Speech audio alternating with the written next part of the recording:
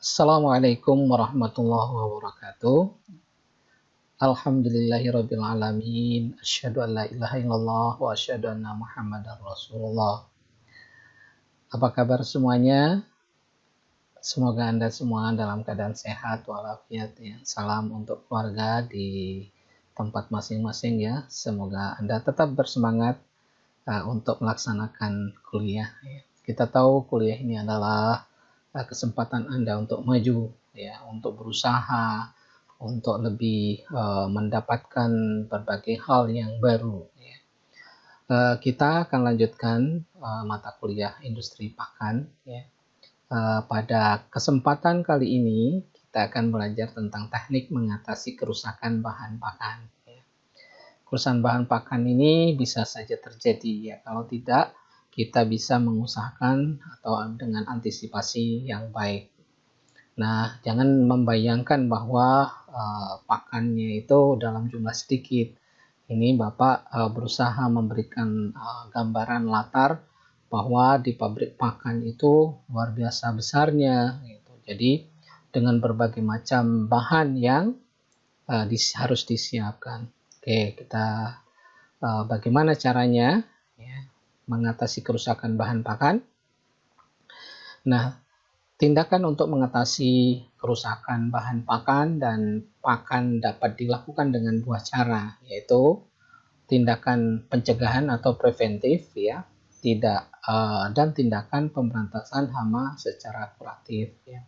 Seperti penyakit juga, seperti pandemi juga, kita yang bagus itu adalah usaha atau upaya preventifnya ya, dibandingkan kalau sudah kuratif gitu. Ini agak repot dan berat di berbagai bidang termasuk pembiayaannya. Lebih baik kita upayakan secara preventif. Secara umum, untuk mengatasi kerusakan bahan pakan dan pakan dapat dilakukan dengan cara mengatur kondisi lingkungan serta penggunaan insektisida.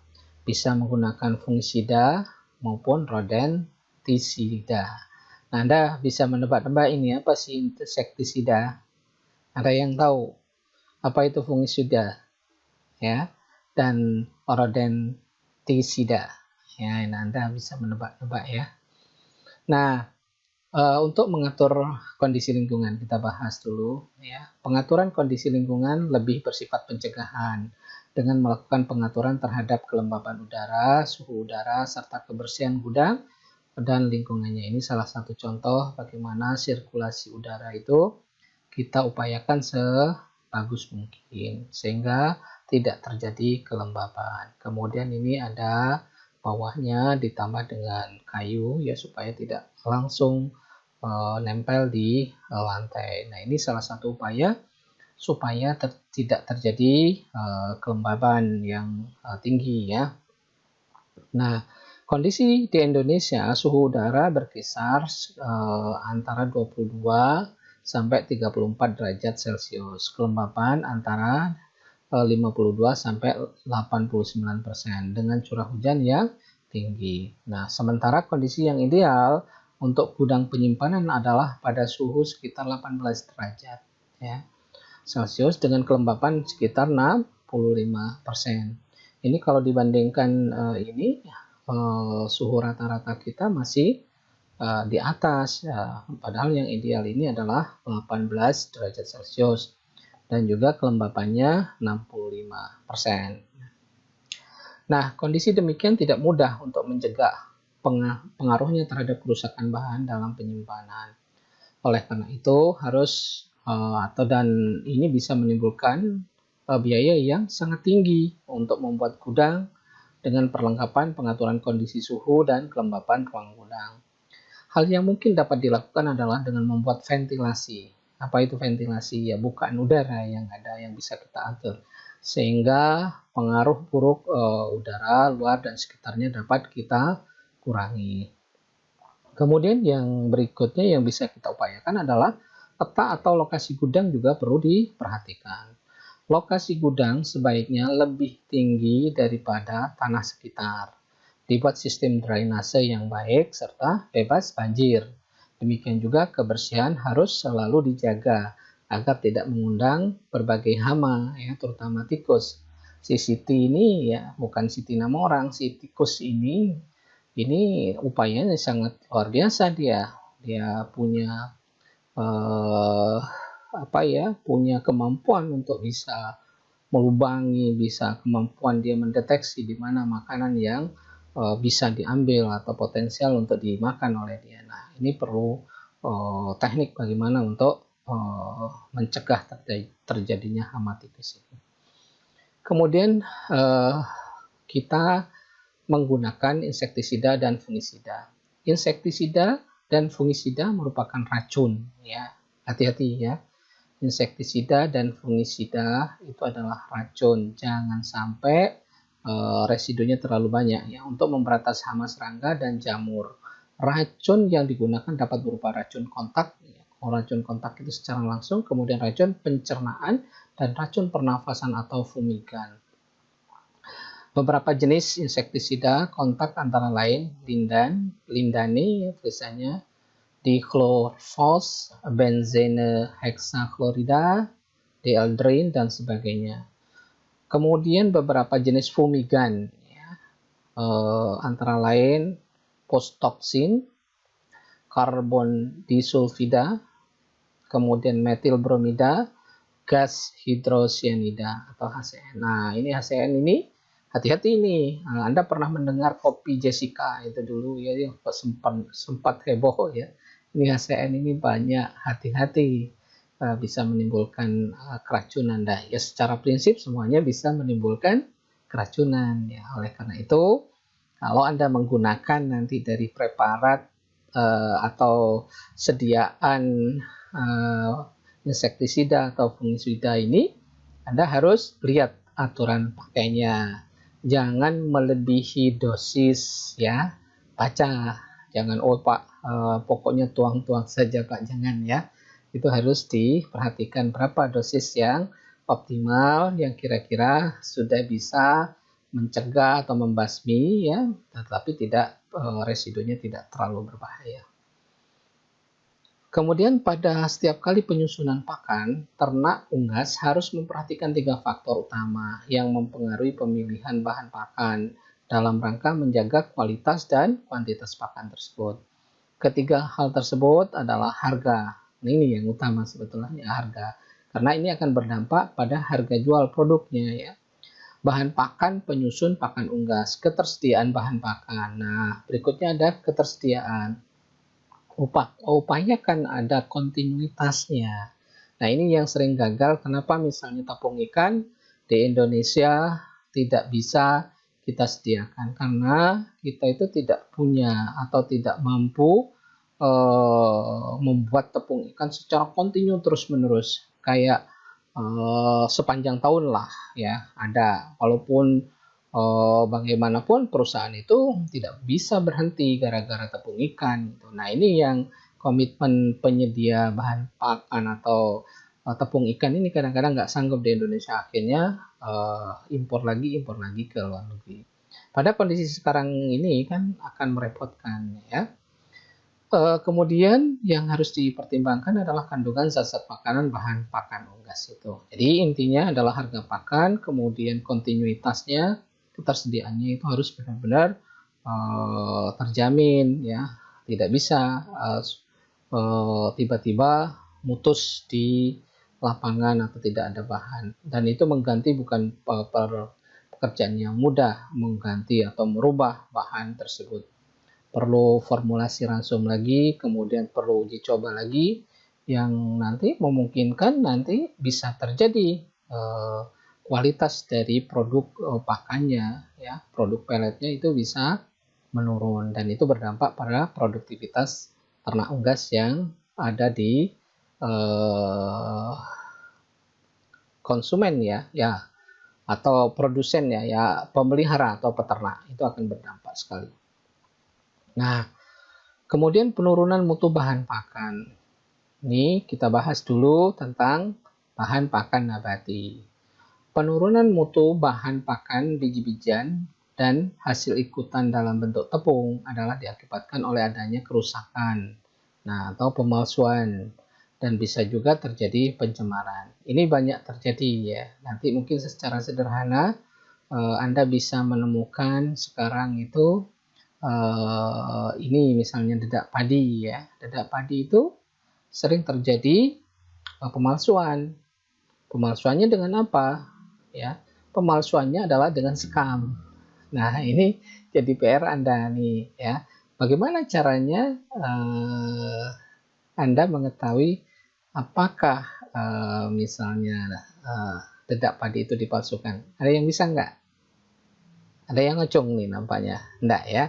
Jadi begini caranya yang sederhana itu adalah kita ambil kita ambil dedak padi itu ya, dedak padi. Nah, masukkan ke seember air ya, air biasa. Nah, itu kalau misalnya kalau dipalsukan itu lebih banyak yang mengambang daripada yang tenggelam. Itu artinya apa? Jadi kadang ada kenakalan mereka menggiling sekam itu kemudian dicampur kembali karena warna teksturnya sama ya kita tidak bisa bedakan.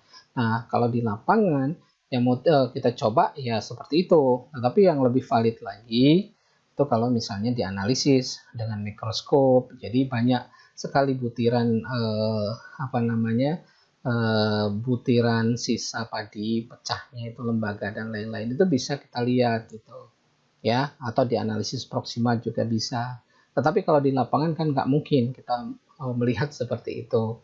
Jadi mau tidak mau ya kita cari cara yang praktis, ambil satu ember air, kemudian masukkan ambil satu genggam atau dua genggam, masukkan ke dalam air tersebut.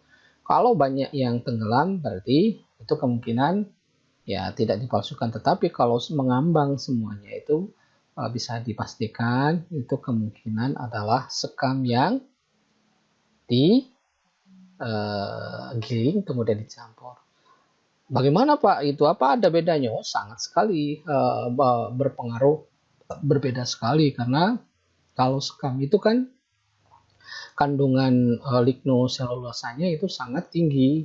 Jadi kalau misalnya diberikan kepada ternak atau dijadikan pakan ternak itu kurang bagus karena susah dicerna itu. Ligninnya terutama itu susah dicerna. Kemudian pengendali mutu bahan pakan biji-bijian dan kacang-kacangan agar tidak mengalami kerusakan dapat dilakukan dengan mempertahankan kadar air yaitu sekitar 10-14%. Nih ya.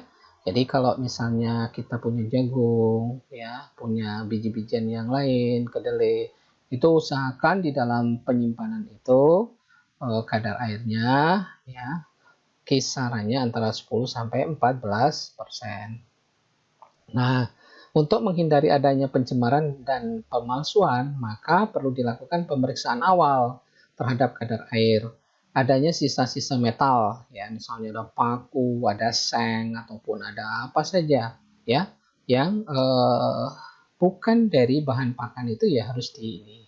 Nah, biasanya kalau logam ini kita menggunakan magnet ya. Kalau di kita ngomongnya besi berani, entah dari mana munculnya kok bisa kita katakan besi berani ya, berani mengikat ya atau berani mengangkat besi yang lain. Kemudian kalau ada batu, kerikil ya, atau kotoran-kotoran lain ya dan bahan kontaminan non biologis lainnya serta adanya kutu ya, ini yang sering ya kalau misalnya Anda bisa melihat dengan sendirinya kalau misalnya bahan pakan itu sudah tersimpan lama karena nanti di sampling kalau sudah banyak kutu itu salah satu tanda bahwa kualitas pakan itu sudah kurang bagus. Kutu atau serangga ya sering ada. Kemudian bahan pakan hewani. Bahan pakan hewani selain mengandung protein juga mengandung lemak di atas 10%. Sehingga perlu diperhatikan selama penyimpanan sebelum bahan-bahan tersebut dimanfaatkan. Kandungan lemak. Nah, ini bisa cepat menimbulkan ransiditas atau tengik ya. Ransid ya mudah tengik nanti, mudah terjadi kerusakan. Kemudian penurunan mutu biasanya disebabkan oleh kerusakan kimiawi seperti ketengikan ya, ransiditas dan kerusakan fisik. Misalnya terjadi proses penggumpalan. Itu adalah tanda-tanda bahwa bahan tersebut sudah mulai rusak. Bagaimana mempertahankannya? Ya, mutu tepung ikan misalnya agar tidak mengalami kerusakan kimiawi yaitu ketengikan dapat dilakukan dengan cara menambah antioksidan ya seperti butylated hidroksyanisol atau BHA disingkat ya. Kemudian butylated hidroksitoluene BHT atau bahan antioksidan alami seperti vitamin C ya dan dilakukan dengan pengemasan yang sesuai dengan teknik pengemasan yang baik. Itu perlu diperhatikan bagaimana mengemasnya. Nah, kalau yang seperti ini tidak bisa dikemas dalam keadaan terbuka. Itu harus benar-benar tertutup ya, tertutup rapat. Oke. Kemudian pengendalian mutu bahan pakan tersebut dapat dilakukan melalui pemeriksaan kualitas secara periodik. Beberapa cara yang dapat dilakukan antara lain ya, pemeriksaan visual. Dilihat tuh apakah sudah banyak yang pecah, ada yang kutuan atau seperti apa atau warnanya sudah berubah. Itu secara visual bisa kita lakukan. Nah, yang lebih mendetail itu adalah dengan analisis proximat atau proximat analisis, melihat kualitas bahan pakan lengkap termasuk kalsium dan fosfor. Analisis proximat sudah tahu kan ya, itu bisa kita lihat adalah karbohidratnya, lemaknya, proteinnya, serat kasarnya, BETI-nya, dan seterusnya termasuk kalsium dan fosfornya. Kemudian yang bisa kita lakukan lagi adalah spot test, merupakan uji kimiawi ringan untuk melihat beberapa senyawa tertentu. Atau bisa contoh Anda kan sering mendengar tentang rapid test. Ya, jadi rapid test yang dilakukan sekarang itu salah satu sampling untuk mempercepat. Memang tidak sevalid kalau kita menggunakan analisis proximat ya. Oke. Kemudian analisis komponen obat, vitamin, aditif mungkin perlu dilakukan bila dianggap perlu. Ya, ini salah gambaran kalau misalnya kita analisis di lab ya, itu akan ketahuan zat gizinya atau kandungan nutrien yang ada pada bahan pakan tersebut. Kemudian bahan pakan yang digunakan selain berbentuk padat, ada yang berbentuk cair seperti molasses ya. Anda pernah lihat molasses? Molasses itu atau dikenal dengan tetes tebu ya. Sisa hasil pabrik gula ya. Kalau bentuknya seperti kecap kalau Anda melihat kecap ya. Kemudian fish soluble, minyak ikan dan lain-lain. Molasses atau tetes merupakan bahan pakan bentuk cair yang sering digunakan. Ini untuk molasses ini bisa digunakan untuk meningkatkan palatabilitas. Apa palatabilitas? Ya, nanti gambarannya kalau ditambah molasses ini kesukaan ternak, ya, misalnya sapi itu lebih lahap dia makannya, ya, lebih palatable dia. Karena ada aroma, kemudian ada ya aroma yang membuat misalnya ternak tersebut akan bisa makan dengan lahap. Kemudian analisis rutin yang perlu dilakukan adalah terhadap kandungan gula, ya. Kemudian molasses kadang-kadang mengandung kalium K yang tinggi dan tidak diinginkan. Oleh karena itu, dalam pengendalian mutunya, analisis kandungan kalium tersebut perlu dilakukan. Kemudian kerusakan dapat pula terjadi pada bahan-bahan cair ini apabila tidak segera dimanfaatkan dan tidak dilakukan penanganan dengan baik. Kemudian penanganan bahan tersebut berbentuk cair ini dapat dilakukan dengan cara penyimpanan dalam wadah tidak berkarat, misalnya terbuat dari plastik atau stainless steel ya. Jadi ini kita lakukan kalau misalnya bahan-bahan yang memerlukan perlakuan khusus ya. Kita lanjutkan. Kemudian penurunan mutu selama proses pengolahan dan faktor yang mempengaruhi pengolahan ini dimaksudkan ya agar terjadi peningkatan kualitas bahan yang diolah. Ya. Jadi itu. Kemudian memudahkan dalam penyimpanan. Kemudian selanjutnya meningkatkan palatabilitas dan efisiensi pakan. Yang keempat itu memudahkan dalam penanganan ya, memudahkan dalam penanganan. Kemudian beberapa faktor proses pengolahan yang dapat mempengaruhi hasil akhir antara lain proses pengeringan ya. Peralatan yang digunakan selama proses dan macam proses pengolahan sesuai dengan jenis produk yang dihasilkan. Beberapa pengolahan utama pada industri pakan adalah proses penggilingan atau dikenal dengan grinding ya. Ini grinding ini apa? Adalah untuk memperkecil ukuran bahan pakan. Misalnya jagung mau kita jadikan tepung jagung ya.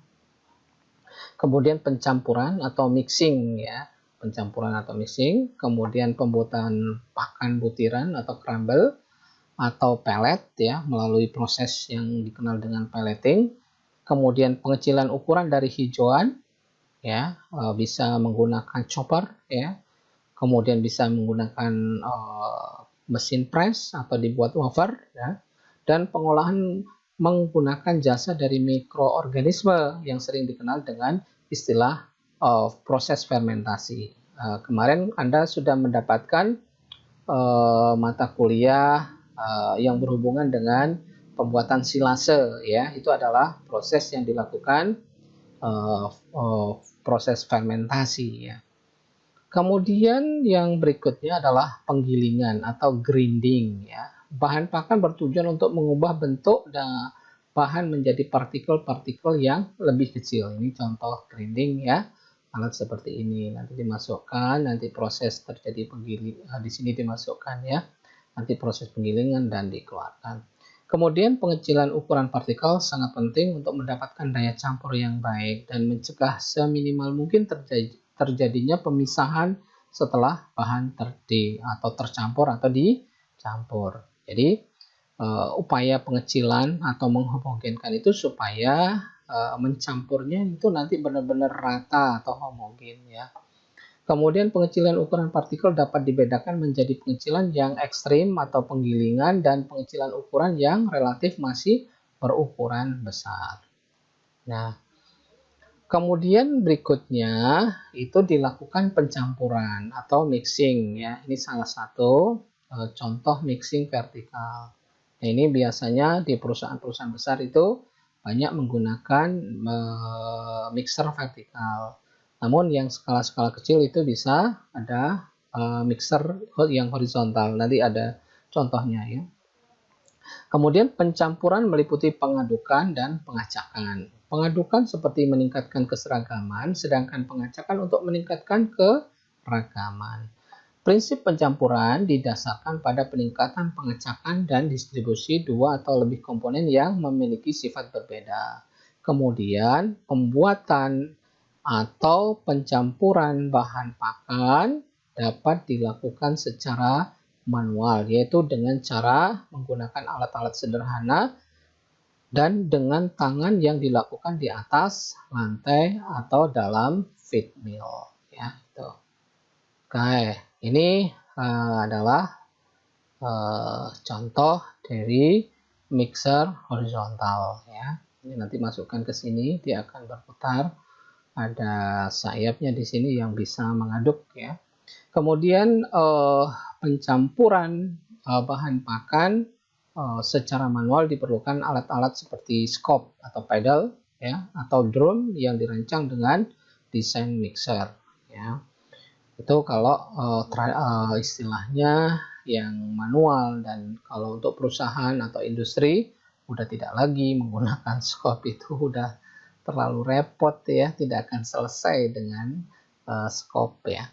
Kemudian adapun feed mill adalah serangkaian mesin pembuat pakan yang bekerja secara kompak dan lengkap yang biasa dikerjakan oleh pabrik atau industri pakan. Kemudian pencampuran pakan di dalam feed mill dilakukan oleh mesin pencampur atau mixer. Ini adalah satu rangkaian ya. Kalau di pabrik besar itu mulai dari bahan, kemudian dia ada formulasi, biasanya sudah computerized ya, dengan komputer, dengan formulanya sudah diatur sedemikian, ya sudah dihitung formulasi ransumnya ya, berapa persen misalnya jagung, berapa persen polarnya, berapa persen tepung ikannya, sudah computerized, nanti masuk ke mixing ya, ke mesin untuk pengaduknya itu, sehingga kualitasnya itu bisa terjamin dengan baik. Nah baru di pellet, nanti dibikin pellet atau crumble dan lain-lain. Ini salah satu mesin ya, rangkaian mesin mulai dari hammer mill, kemudian proses mixing, kemudian ini pelletizing ya, dibikin pellet, ini maka jadi pakan pellet. Kalau cuma sampai ke mixing, ini pakannya dalam bentuk mash. Bentuk mash itu adalah bentuk tepung ya. Kalau pellet ini sudah dalam bentuk pellet ya. Kemudian proses pemindahan kelompok partikel dari satu ke lokasi lain dalam suatu volume tertentu dari pakan. Ya, yang kedua proses difusi, yaitu penyebaran partikel pada suatu permukaan yang terbentuk akibat proses pengadukan. Kemudian yang ketiga proses shearing, yaitu proses penyusunan partikel di antara partikel-partikel yang lainnya. Oke, nih ya. Jadi ini kan suatu rangkaian ya, semua seperti ban berjalan, mulai pengecilan partikel bisa menggunakan grinding ya, hammer mill, kemudian masuk ke mixer, terus masuk ke ini proses pencampuran, akhirnya nanti dilakukan proses pemeletan.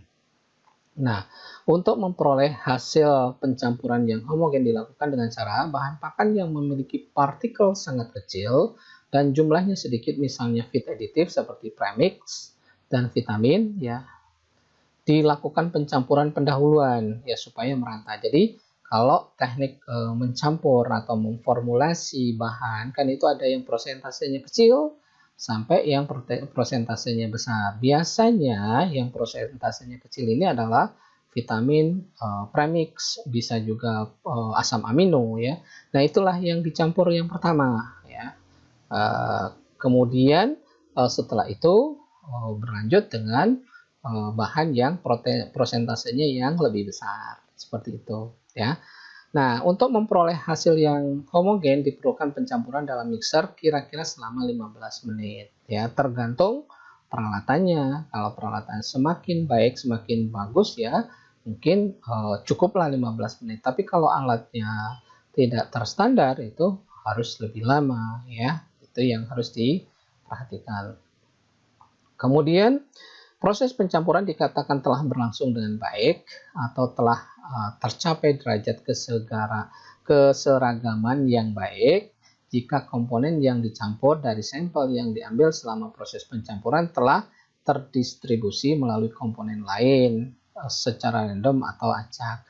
Selain itu, mengingat proses pencampuran merupakan unit operasi yang bersifat empiris, maka untuk mencapai hasil yang baik, seni lebih berperan atau lebih banyak dibandingkan sainsnya ya, sehingga untuk mendapatkan campuran yang baik perlu belajar dari pengalaman. Nah, ya kan PR-nya ada juga.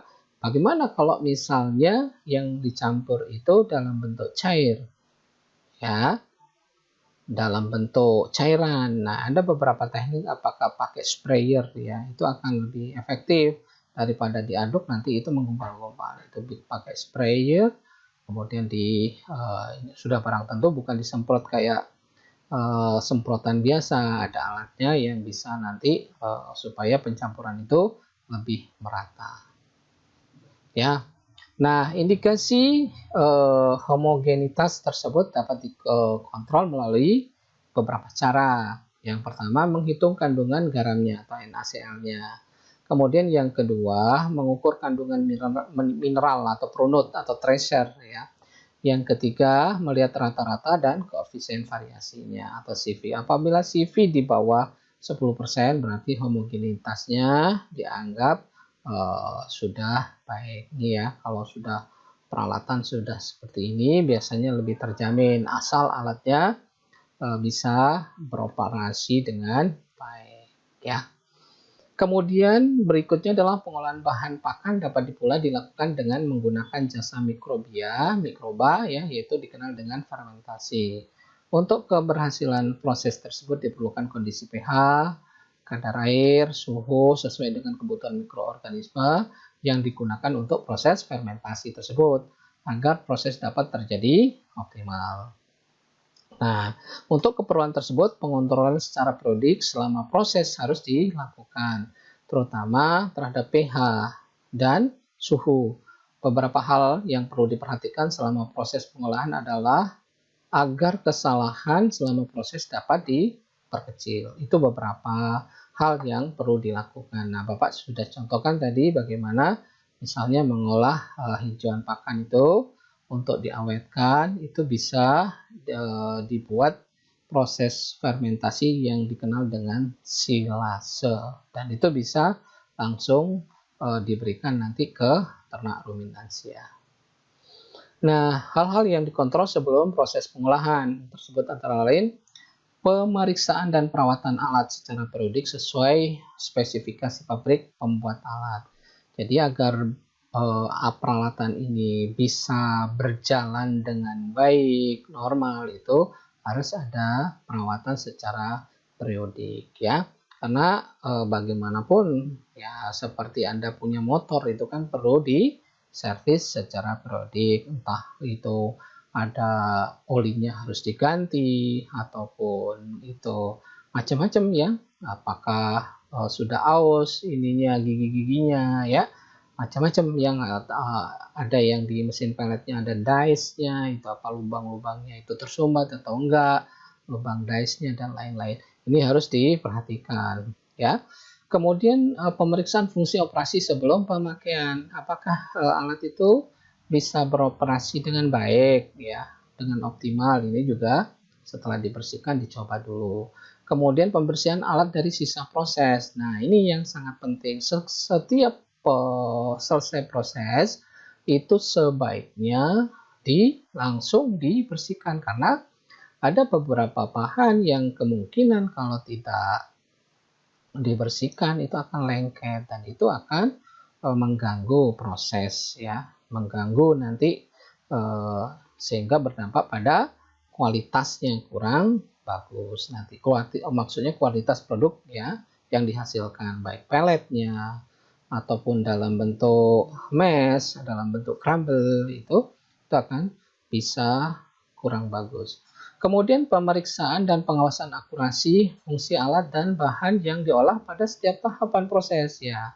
Tahapan misalnya mesin gilingnya atau grindingnya, apakah sudah mencerminkan hasil penepungan tadi sesuai dengan mesh yang diinginkan. Mesh itu maksudnya ukuran kecilnya ya, tepung itu.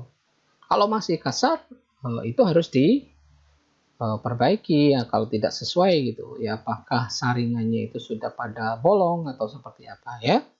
Kemudian pengendalian dan pengawasan lingkungan pabrik ya, ini lingkungan pabriknya tadi jangan sampai terjadi pencemaran ataupun kondisi yang tidak diinginkan. Oke, sekian dulu ya. Terima kasih untuk semuanya. Tetap semangat Anda di mana saja Anda berada ya, tetap tersenyum ya. Jadikan hal ini sebagai sesuatu penyemangat Anda bahwa kami atau Bapak sebagai dosen tetap bersilaturahim walaupun dalam keadaan apapun ya, secara daring. Bapak berkomitmen untuk membantu Anda, melayani Anda supaya Anda bisa sukses di dalam perkuliahan ini. Nasrun minallah wa fatun qarib. Wassalamualaikum warahmatullahi wabarakatuh.